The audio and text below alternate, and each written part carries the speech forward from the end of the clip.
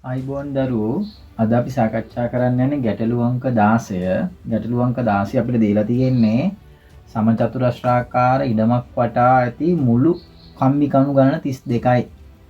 පැත්තකින් පෙනෙන කණු ගණන කීයද කියලායි අපෙන් අහන්නේ. ඒතර අපි මේක දන්නේ නෑ. ඒක තමයි දැන් ඔයා ගණනය කරන්න යන්නේ.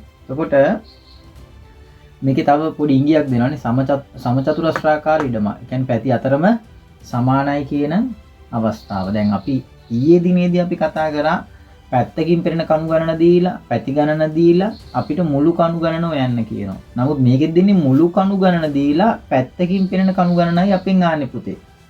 එතකොට සාමාන්‍යයෙන් අපි අවබෝධ කරගන්න මෙන්න මේව දෙයක්. දැන් ළමයි කීප දෙනෙක් උත්සාහ කරලා තිබුණා. සමහරක් අයගේ පිළිතුර නිවැරදි, සමහරක් අයගේ පිළිතුර වැරදි. වැරදුණු ළමයි කනගාටු වෙන්න එපා පුතේ. ඔයාගේ උත්සාහය තමයි වැදගත් වෙන්නේ.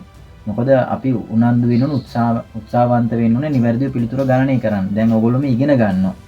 ඒක නිසා අපි මේක ඉගෙන ගමු කොහොමද මේක නිවැරදිව ගණනය කරන්න කියලා. ඒතර හොඳට මතක තියාගන්න මේ මුළු අතරේ කණු ටික අපිට පැති දෙකකට පේනවානේ. කියන්නේ එක මුල්ල කණුවක් ගත්තොත් මේ කණුව මේ පැත්තටත් පේනවා මේ පැත්තටත් පේනවා. මේ කණුව ගත්තමත් එයිමයි. මේ පැත්තටත් පේනවා මේ පැත්තටත් පේනවා. වගේම මේ මුළු අතරේ කණු අතර ගත්තම ඒ විදිහට පේනවා. එතන මුළු කණු ගණන 32යිනේ. දැන් 32කින් අපි කණු අතරක් අයින් කරලා තියෙන්නේ. 32කින් අතරක් අයින් කරලා. එතකොට තව කණු ඉතුරු වෙන්නේ 28යි.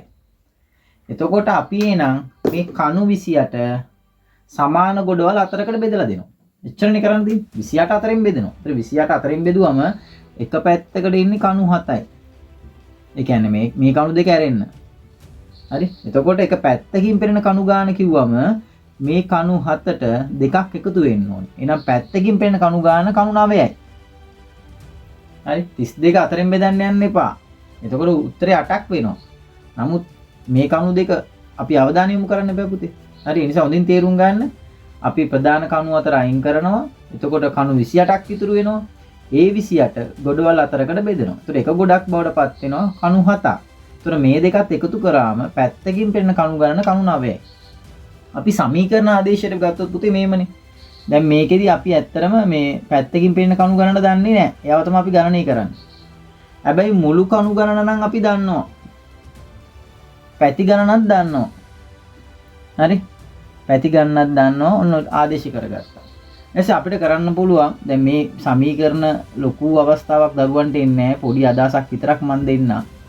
හරි මේ සමීකරණයම අපිට මේක අදා ගන්න පුළුවන්. දැන් මෙයාව ඔයාන නම් මෙයාව අපි තනි කර ගන්නවා පුතේ. පැත්තකින් පෙන්න කණු ගන්න තනි කරගෙන අනිත් විචල්යන් සාධක ටික මේ පැත්තට ගේන එක සමීකරණය මේ පැත්තට ගේනවා. එතකොට අපි කරන්නේ මේ අඩු කිරීමේ හතර මේ පැත්තටෙද්දි එකතු කිරීමේ හතර බවට පත් වෙනවා. 32ට අපි එකතු කරනවා 4ක්. හරි දරුවෝ. ඊට පස්සේ ගුණ කිරීමේ හතර මේ පැත්තටෙද්දි බෙදීමේ හතර බවට පත් වෙනවා. එහෙනම් 32යි 4යි එකතු කරාම 36යි. 36 බෙදෙනවා 9යි. sorry 4ෙන් බෙදෙනවා. ඒතකොට 36 4ෙන් බෙදුවම අපිට පිළිතුර ලැබෙනවා. එහෙනම් පැත්තකින් පෙන්න කණු ගණන කීයද? කණු 9ක් ලෙස. ඉතින් ළමයි හොඳට තේරුම් ගන්න. ඉතින් මේක අර සාමාන්‍ය භාවිතය තේරුම් ගන්න කොහොමද? ප්‍රධාන කණු ටික දාලා ඉවරලා මේ කණු 28 ගොඩවල් අතරකට බෙදන්න. ඒතකොට එක ගොඩක් 7ක් වෙනවා. මේ අයිනේ දෙකත් එක්ක ගත්තම කණු 9යි. සාමාන්‍ය අවස්ථාවක් ඒක. හරි මේකත් දරුවා මතක තියාගන්න. අනුව පුතේ දැන් කණු වල ආකාර අපි කීපයක් අපි ඉගෙන ගත්තා. පරතරය වෙන විදිය. මුළු දිග පරතරය දීලාම අපි මුළු දිග වෙන විදිය. ඒතර සංවෘත රූපයක කොහොමද පරතර අවස්ථාවයි කණු ගණනයි සමාන වෙන විදිය. සංවෘත නෝරූපයක කොහොමද පවතින්නේ. ඊට පස්සේ පැත්තකින් පෙන්න කණු ගණන සොයන විදිය. ඊට පස්සේ මුළු කණු ගණන සොයන විදිය. වගේ අවස්ථා 4ක් අපි කතා කරලා තියෙනවා. ඉතින් ළමයි මේ කණු පිළිබඳව ඔය කියන ගැටලු ටික හොඳින් අවබෝධ කරගෙන යන්න. එතකොට කිසි ගැටලුවක් නැහැ. Tamanට හොඳින් ගානක් පිළිතුරු හොයාගන්න පුළුවන්.